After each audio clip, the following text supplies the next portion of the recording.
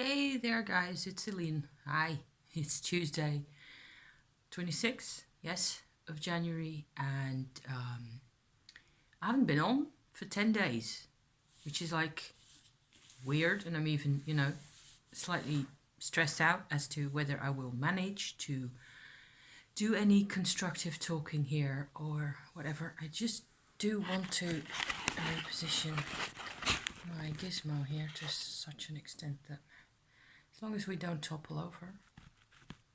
Yes? Okay. Because then it's not like you have this massive empty, lots of furniture up there and me just crouching down. It's the kind of thing I tend to look at. So some of you may actually have seen this massive, humongous monstrosity because I put pictures on Facebook of myself, of my sweater that I knitted. And you know what, with spinning and knitting, it took me about 4 months or so to get it all done. And it's very enjoyable, very comfortable, and it takes forever to do this work. I have started on a sweater for my husband, a pullover in the same, more or less the same design with, white wool. I have obtained a new wool fleece.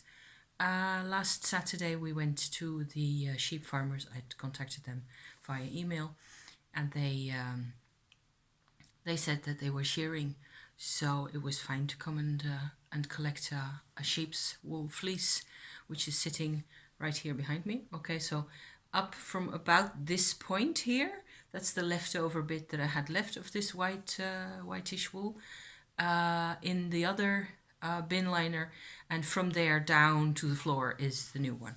So I'm gonna have plenty, to work with. I think I did the other fleece, so the rest of the other half of the fleece, so to speak, the old one lasted me for 2 years or so, and I haven't been spinning full time, certainly not, especially because in the summer it's just too warm. When it's 20 degrees, your hands are too warm and it's just very sticky, because I don't wash the wool before spinning it, because it's much more easy to spin this way, and you just have to card it, which is what these two things are for. So this is very heavy wood material, and they have like enormous spiky sharp bits. You don't want to get your fingers on that because that kind of hurts actually. And you use this to actually separate out the fluff, the woolly fibers, and straighten them out and make sure that you can spin easily. I have shown this before, but it's been a while. So I've got carded wool sitting there, and my spinning wheel is the what's that called? The bobbin. Hey, that's actually the right word there. Is half more than half full by now, and I will need to do a second bobbin and spin that as well. And then they have to be twinned or twined, whichever word you're supposed to be using, where you go in the spinning in the other direction, and your two threads of yarn get combined into one. And this is actually a thread then that looks more or less regular depending on your spinning style. It doesn't twist and turn by itself, which is what a single thread will do, and so on and so forth. It's very enjoyable, and I have noticed that both the spinning, all the wool work really, and the knitting, I have needed to be doing this, and it's also partly why I haven't been on YouTube in quite a while. To me it feels like 3 months, which it isn't, but it's just been really crazy. I've been I'm looking outside at the birds and the clouds and the tiny thread of sunshine I'm getting here actually, so maybe it'll brighten up as I sit here and talk to you. It's been, what with lockdown and stringent measures, and by now even like riots in this country, which is rather unusual. And that combined with my Tummo practice, it's just been who, you know, oh, it's it's too much. And you would need, hey, there's the sunlight. Hi there, sun, because yesterday I was in the sun for a bit and Sunday, and that makes a hell of a lot of difference to morale in general. I've also noticed that I've been going back to my springtime detoxer, which is like a green slushy type thing that I make out of kiwi fruits and apples and celeries and a few raspberries from the freezer.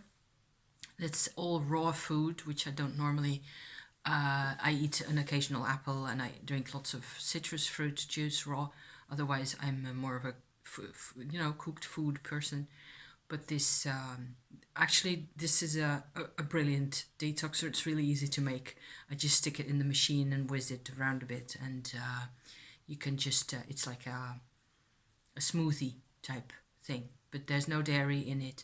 It's just fruit and veg really. And for some reason, the combination of apple and kiwi and celery and raspberry is perfect for us. It just gives, it's like an immediate, near immediate boost of what my body needs to. There's minerals in there, and somehow it's just working.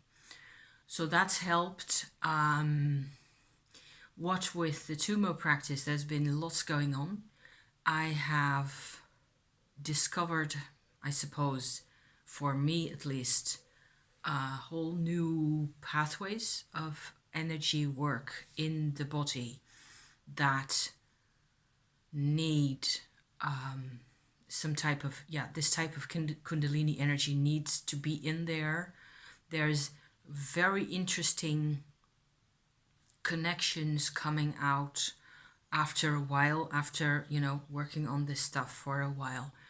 Let me reintroduce the whole Tummo idea here for a bit. It's originally a Tibetan meditation technique. It's only spoken about in a very small cultural type context of Tibet and Tibetan tantric practices.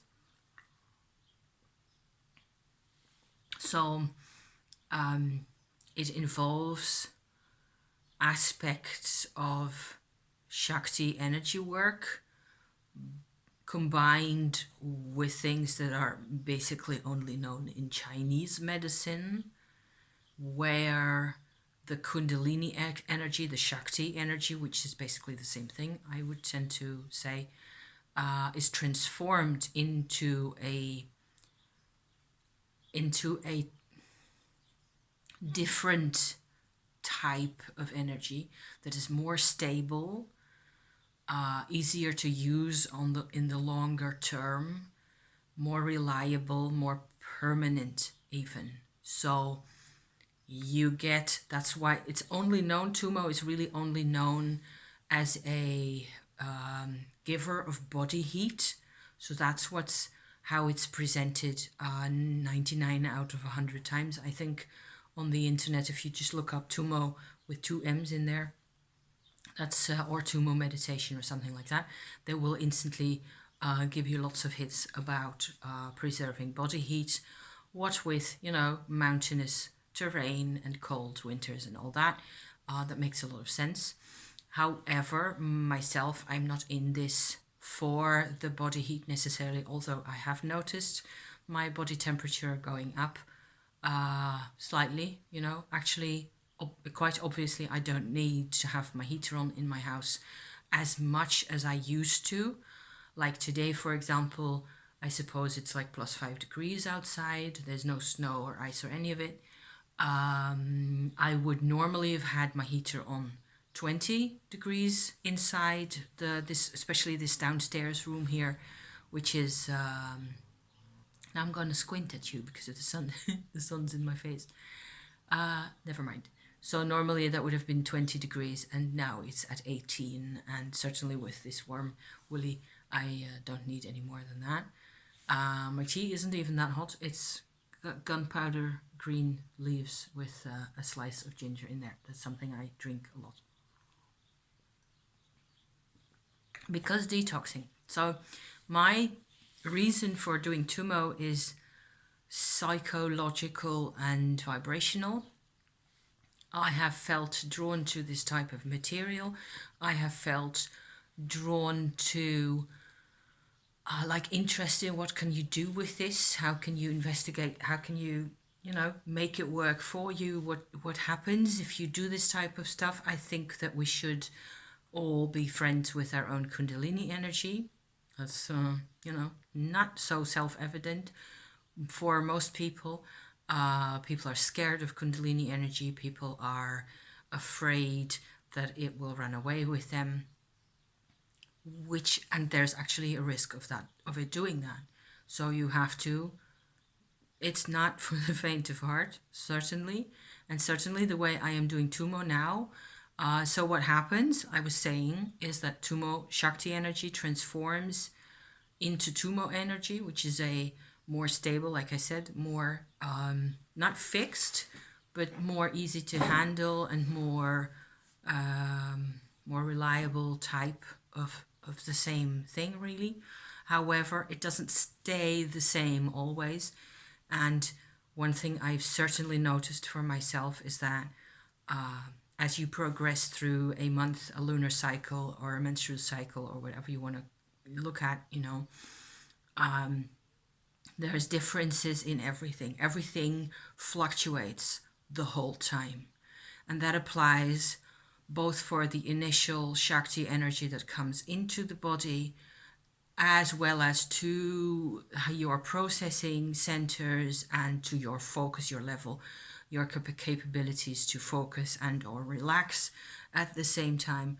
All this is really important to just keep tabs on how you're doing. So what I've been doing recently, which is something I've never read anywhere, which is it's just what I started doing because it made sense to me, is what I like to call a secondary Tummo level now, where the centers that are presented in Chinese medicine are called dantians, and there's one in the lower belly, there's one in the lower heart area like that, and there's one in the head. So there's 3 dantians in total, and those are not chakras. I've talked about this before, so I refer you back to my playlist and my other videos about this material if you want to know more.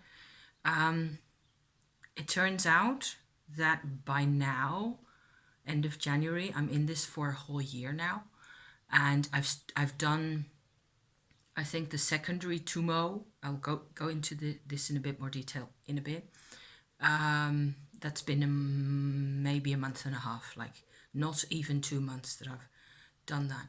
So what I started thinking is that if you notice or you have felt and experienced the Kundalini energy transforming in the lower Dantian into Tummo energy, which is where you get a very obvious, undeniable sense of heat coming from that. But mostly for me, it stays inside my body. So I can't really use it to go outside naked, without any protection, because that won't work for me. I am using all of the energy on the inside of me. I'm not ill. I don't really have any invalidities or ailments or any of it, except for a fairly minor, I would say, struggle, yes, with my tonsils and my lymphatic system, which has been in my body and in my system and in my life for as long as I can remember, since I was 12 years old, actually, when I had a bad throat infection, and that just never really got cured properly. There were other issues going on at the time in terms of communication, in terms of isolation, feeling isolated from people, and not knowing who I was really, and not getting any help. That has sort of enabled the lymphatic tonsil issue for me to completely embed itself in my life and to sort of become this thing where whenever I have serious stress issues or serious fatigue issues, most of the times it's both, emotional stress and emotional fatigue tends to flip me over to that situation, and everything just starts playing up and hurting, and I get yeah, like a flare up, I suppose, of this whole tonsil thing. There's a lot of tension in here, and what with doing Tummo over the rest, I'm going to. This is bugging me. I have to move you around a bit, move my tarot making business out of the way a bit, so I can make room for you to sit like this, and I don't have to stare into the sun like that. That's better, slightly better. So I've noticed over the past year that the tonsil issues tend to be improving. There's a lot more metabolism going on in general, and but I'm not free of the pressure. And the more life gets in the way, the more life gets complicated and annoying, and you can't go out because, you know, things, the more I still have, you know, issues, and I'm very much looking forward to having a time where I'm actually going to be able to be outside, and it will, just like everybody else, you know, will be it'll be springtime, and we'll be able to, you know, be it's more inviting to be outside than it is now at this point, certainly. So certainly what with the situation in this country at the moment, it turns out that I'm not going to go into all the politics preferably, but gosh, it's just that it's getting to people, and everybody knows by now that it's not easy, and yeah. So I don't understand why some people have to behave the way they do, but then again, so do you, huh? We're all in this like, what is going on and why? Just, yeah. So it's part of my situation as it is at the moment, even though I spend even more time indoors, and it's not good for me. I have to be able to go out and, you know, see people and shop a bit and things, just like everybody else, and it's not easy. So yeah. So hence the feeling emotionally pressured just as much as everybody else. As you can probably tell from my demeanor at this point, I don't feel particularly peppy or brilliant like I tend to believe that I want to be, you know, in terms of life and things. However, I do know that I've made a lot of progress in here, and it still has to fill out a bit more as to what the Tummo is actually doing for me. So where I was at with my Tummo explanation here is that the Kundalini energy transforms inside the first Dantian into a separate new type of vibration, which is easier to manage to some extent. And then in the second Dantian, it is actually possible to bring the first level Tummo energy to the second Dantian in here in the heart area and have it transform again. And each time it is like there's the wavelength, if you like, it's just an image here, stabilizes more. It becomes less volatile, less gunpowdery, if you like, less sparky and lightningy, and more like a constant flame. And so that happens in here as well. My recent discoveries have been also, I've been talking to my friend who is into Tai Chi Qigong a lot about this whole Dantian business, because they're not chakras, like I said. The chakras are on the outside towards the front like this, and sometimes people look at them also like coming out of your back as well. Investigating all those things. I believe in early December last year, I did a sort of an experiment where I invited my Tummo energy to lay along my spine, in all the length of my spine, in such a way that the chakras would be realigned, you know, and be facing outward more.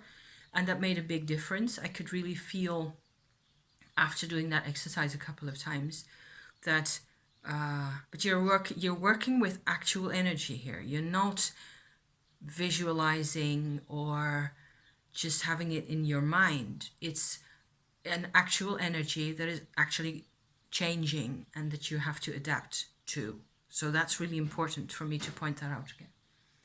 There's my post. I'm waiting for a tarot deck to show up. Exciting. But that's not this, because it would have said boom and it on the mat, and it didn't go boom. So yeah. It's really funny. So what I'm ending up calling primary Tummo and then secondary Tummo will be followed at some point by tertiary Tummo in here. Yes. I'm trying to avoid thinking about that, because especially part 2 has been very tough. It's just been, I just have to record this. I have to be honest about these things. That's why I make these videos. You know, I have to try to express, no matter whether, times are hard or life is not completely evident as to how you're supposed to go about things. I have to record that things can get painful, things can get stressful, and that's assuming that you're getting enough done even. So I did get a lot done. I spent the second half of December and all of January investigating this whole thing in here, where you end up having your heart chakra and your thymus gland and your throat chakra and a couple of other, bits and things in there. In terms of how far in I could get the Tummo energy to go. This is the second Tummo, okay?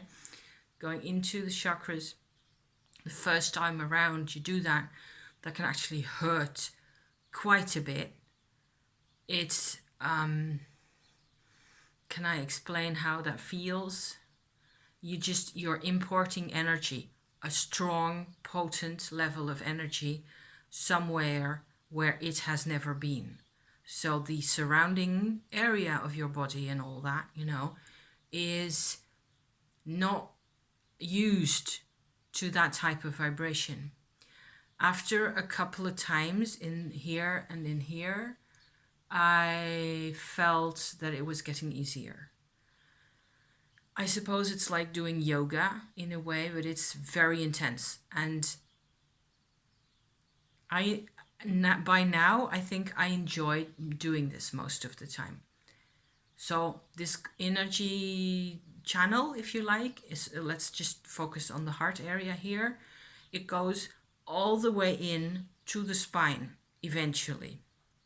But there's like little chambers in there, and there's chambers going down and up as well of different I suppose areas or vibrational areas, if that's a thing, that are actually intended for particular purposes in life. So for me, all this has always been completely clogged up and inaccessible because of the life I had, which is why I'm into this stuff, because I want to get that I want to know what life is supposed to be about, not live like the same type of machine that I used to be 30 years ago. That's not what I want. I want to find out. And I also want, if possible, and it's actually happening slowly and, with a lot of work and effort, I want to turn my problems that I have had into new solutions. So investigating all those areas and those chambers in here allows me to come up with eventually some sort of a map of this whole thing in here, because it hurts. So I'm trying to be gentle with myself. I have taken a lot of baths. I have tried to go for walkies as often as I can. What with the weather improving slightly and there being a bit more sunlight outside, it's getting to be a bit more, possible. It's less depressing. So I try to not be hard on myself. I just try to fiddle with tarot cards a bit and do things that are... I find that I have very little energy to read or process information, which I'm sure there's a lot of people that can relate to that. Tummo or no Tummo, you're gonna be... It's just, you're completely fed up with it, aren't you? With the lockdown and all that stuff. So let's just not go there. So these chambers in here are normally more or less over the past couple of weeks or so they've been okay. I've been in working in here in the thymus area that hurt like hell at first as well, but it passes after having the exposure to the tumor energy once or twice, all the way in, eek, and up to the spine even, and in between the vertebrae and everywhere. You become much more aware of all that stuff, all the anatomy in there. After a while, it doesn't hurt anymore and it's fine. So you go like, oh, okay. Ooh, wow, that's better. So we're okay. Now what happened is that we had another bit of an adventure where my husband got into some really peculiar kind of a soul retrieval experience, it turns out to be. He's also really busy at work at the moment, so it was like a combination of crazy plus crazy, like going, how much more of this can you organize other than kicking me out of this house, which would be a nightmare. Yeah. He went, it turns out that it was really positive in the end, but it was also really emotional for him, and I got scared and I didn't know how to engage in this, and I have no contact with the people that he is having the soul retrieval with, and he was in tears and in shock, and it was like, what? How? I have had a soul retrieval experience myself, but that's been much more gradual, even though there have been moments that were sudden and bizarre and different, and sudden big differences and changes happening to me, like just like that. This is a dreadful ramble. I am sorry to be such a dreadful rambler at this point, but it's the best I can do. It'll just have to do, you guys. And most of you who've been around my channel for a while, you know most of my themes, and soul retrieval is a theme. So yeah. That's happened, and that was last week, and that was just, it was like somebody coming with a broomstick behind your knees and just going klaboom like that, and I was flat on the floor. I had no clue how to respond to any of this. It scared me away from my husband, and if that's the case, I cannot even look at him from a vibrational viewpoint and see what's going on for him, whether there's anything I could do to help him or any bit. So that was tough. Boy, that was tough. That's more or less sorted out. It just seems like an endless roller coaster of emotional turmoil and things going on and crazy stuff happening out of nowhere. And normally when I'm fit enough, I feel fine with all that and just go bring it on and just, let's have the adventure of a lifetime here. The mechanism about which made it also kind of feeling responsible for the whole situation for him was that I was talking to him about these Dantian things. He knows everything about my tumor process. I tell him everything that's going on as much as possible, because I want him to not have any surprises. I want him to be informed as to the person he's sharing his house and his life with, that there are phases where it's just, not so easy or complicated or what. I want him to know about it. So I was talking, and we always talk about all sorts of stuff. So all this, he uses my tarot cards all the time. He's got his own tarot cards that he uses. So he's well versed in all the weirdness. So I was talking about those Dantian areas, in your body. And he knows enough about the lower Dantian by now to know what I'm talking about. And for some reason, we got to talking about extending. That's the word. I was looking for the word here.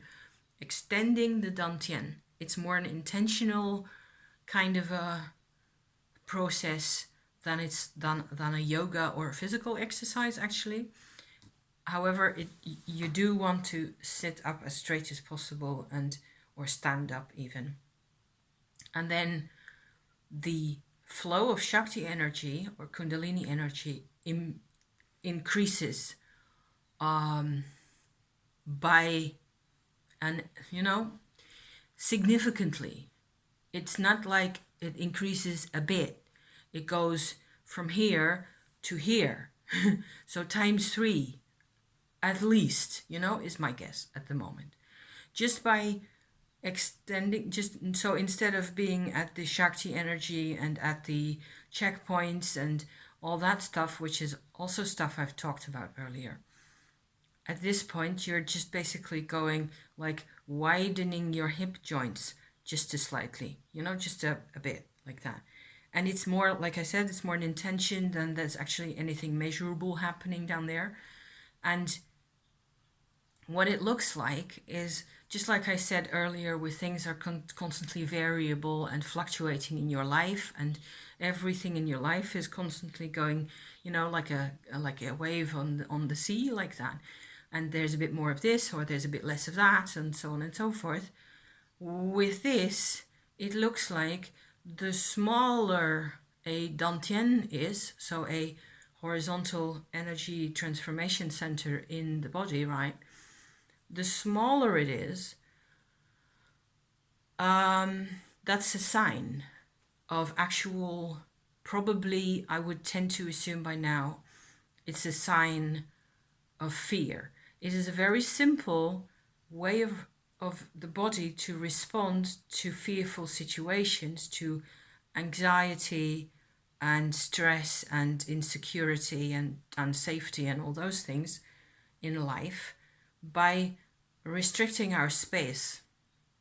It's basically that, And while you work on this, so if you work on this, it's quite possible that you suddenly get a whole lot more Shakti energy in your body, in your system. So I'm not recommending any of this. You're just supposed to listen to me talk, okay? If you want to go and work on these things for yourself, it's a free universe. But I am never recommending you do any of these things. I'm not advising you to do any of the things. I am telling you what my experience is and how it's going and what it looks like and what it feels like to the extent that I can.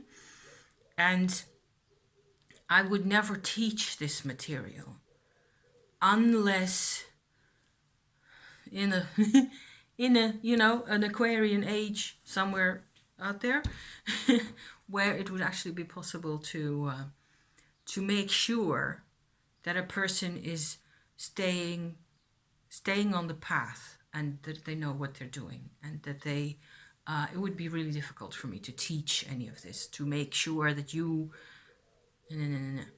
go the path, because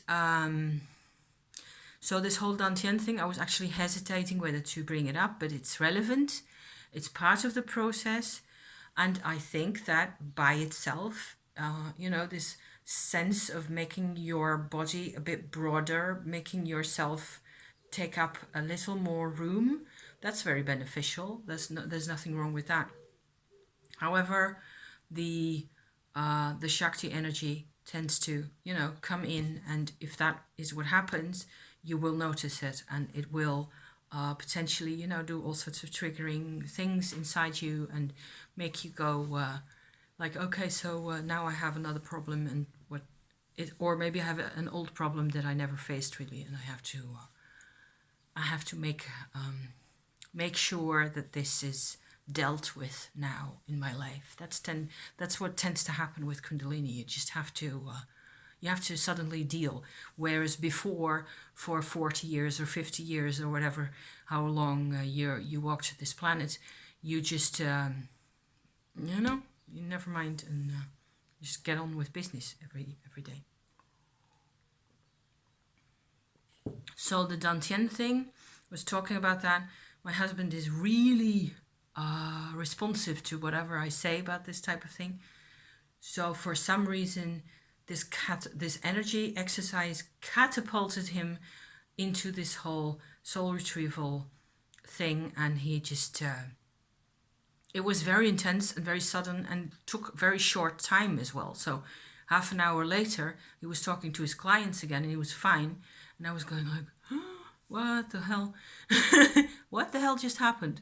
Did it happen? Yes, I am sure. My memory is not failing me. And here, look at him. He's just chatting to his client like anything's, nothing special. Nothing special, all in a day's work. So then whatever else happened, I went into the weird thing with this whole Tummo process and the Shakti processes and Kundalini processes and all of it is that I've noticed this several times before, is that you work on whatever is needs to be done. And for me, it's been for a whole month or so. It has been this whole area. And so you would tend to think, okay, so I'm done down there. I can just go up in here and see where whatever else is happening. Actually did that for a little bit after, my throat chakra is very unproblematic. It seems like there's no particular painful issues there or things going really, slowly or having a lot of resistance in there. I did a bit of working at the back here where there's a separate chakra that's called a Bindu chakra in Indian texts on websites. Very interesting, all sorts of interesting things going on, and it's connected to the heart area as well. And I'm doing part-time chakra approaches and part-time anatomical research also on the brain and the hypothalamus and all those cerebellum and just throwing words at you here. Bits of the brain that have different functions and trying to get the Tummo there to see what happens. That's what I'm trying to do. So, because, Another event that I haven't talked to you about yet, because that was early last week, I had a psychological moment where I had the choice to give my Tummo energy to my inner child. That was really interesting and it felt amazing, and it had all sorts of repercussions in the days after that I don't even remember now because total overload and overwhelm. But I think it made a lot of the other things that happened afterwards possible for me. So it happened because I was at first noticing again for the 100th time that I never really had a childhood and never really had time to just play and learn things in my own pace and just, tell myself stories about things as you do when you're 6, 7 years old, when I should have, And so I noticed again, because I was thinking about that, and there was this whole inner child kind of a dimension inside me. It's more like an opinion that I have of myself than like a physical part or a vibrational part even. It's like a field where I have this opinion of myself that I am deep inside incapable and defenseless and powerless and, not worthy of people's attention, things like that. Just like everybody else. So all that stuff, I had a bit of a moment where I went like, okay, so I'm not completely sure whether I trust this inner child that much. However, after thinking about that for a bit and feeling bad about not trusting my inner child, of course, I decided that I did trust my Shakti energy, my Tummo by now energy. So it was like opening the gates to the contact, and that felt really good. And that's all I can report about that. But it was another little separate adventure in the whole process. I'm just rehashing a couple of things that happened to me in the past 10 days so that I'm not leaving anything important out. But it is really all part of the Tummo process. So the Tummo process can happen in something really anatomical, something where your organs are blocked or there's a lack of metabolism in a particular area in your body or whatever.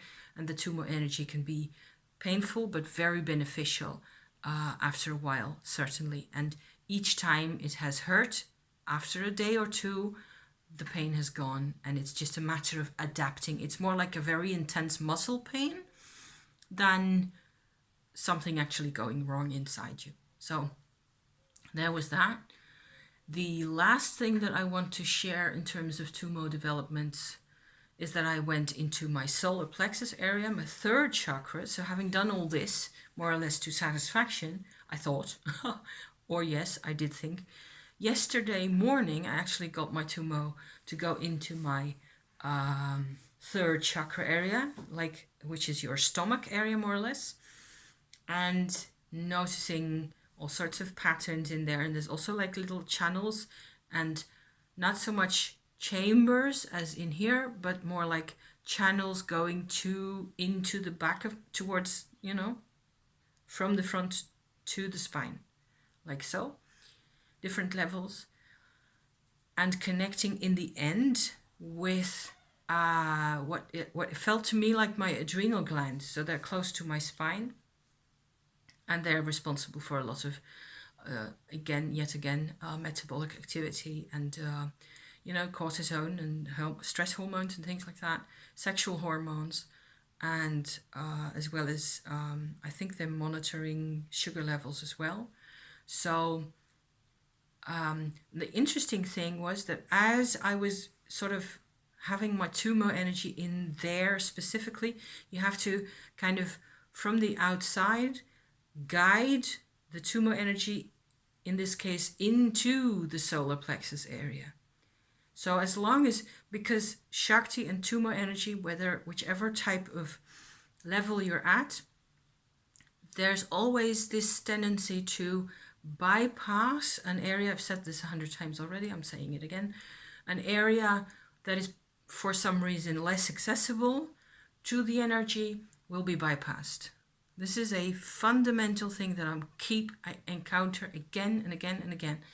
And you have to, what I'm doing is counteracting that. So I want to have a solar plexus that is free of pain.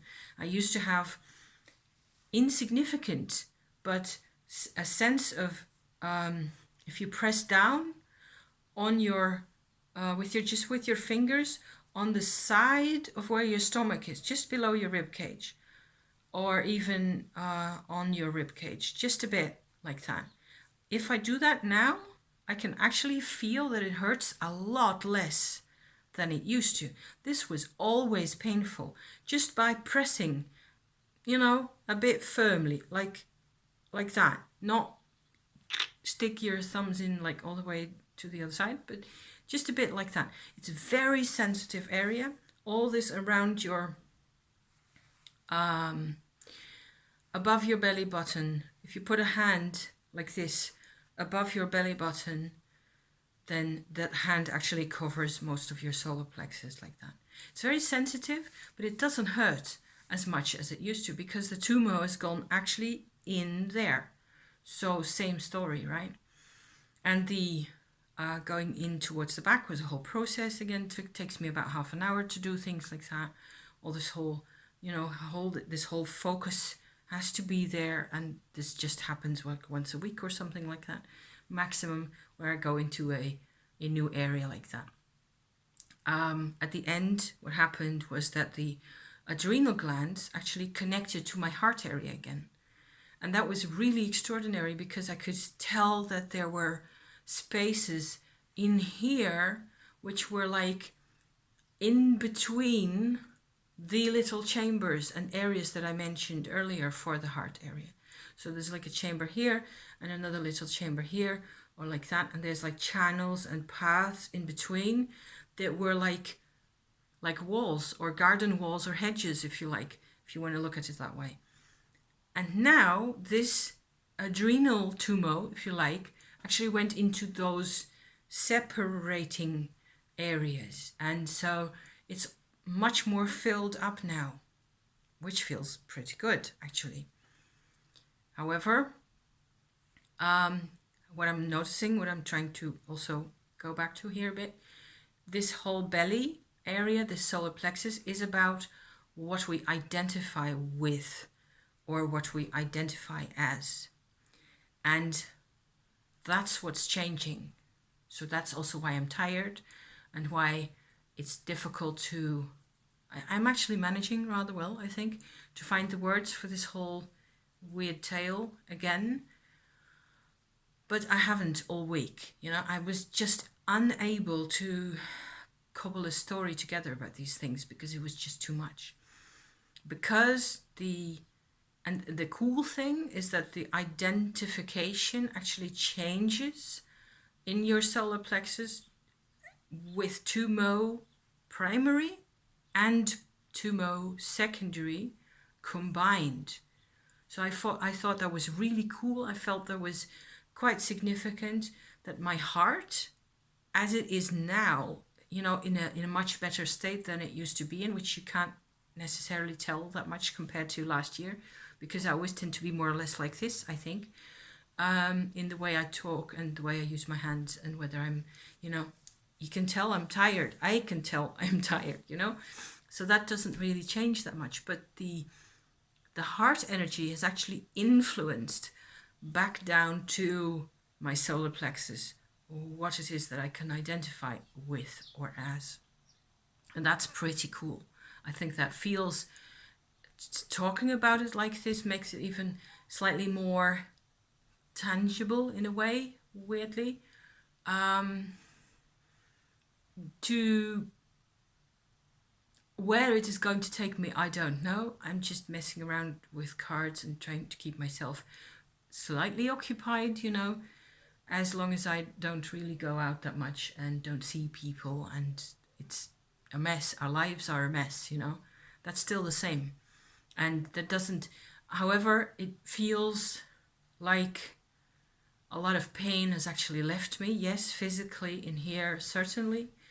A lot of a sense of struggle, having to fight a fight that is actually 50 years old or older, that is in no way relevant to my life anymore. That has kind of left me, yes. So that's pretty cool, I think. So if more people could leave the old fight behind, I'm all about that. So in terms of tarot, this is a witchy check-in with loads of Tummo, mainly Tummo. In terms of tarot, I am doing a Rider-Waite deck. Who would have believed it? I am more or less completely not a fan of Rider-Waite decks. Although I like this one because it's got lots of rainbows. This is the Groovy Weight, where I just printed out photographs and went ahead and made a deck out of those. Let me see. These are the court cards for the cups, sitting in a row still. So the page, the knight, the queen, and the king of cups right there. Very 70s. I'm going to color the backs in using markers and inks probably, with a Neptune in Scorpio sign, which is my and my husband's astrology also. I looked it up, from 1957 until 1970. The Neptune planet was in the sign of Scorpio, and it is for me. And if you look it up, it's supposed to have all sorts of significance and be really strange and difficult for lots of people and so on. And Neptune is in Pisces now for a long time already, has been there, and it will be there for quite a while longer. And Pisces as well as Scorpio are water signs. So yeah. So there's that, in case you wanted to know that.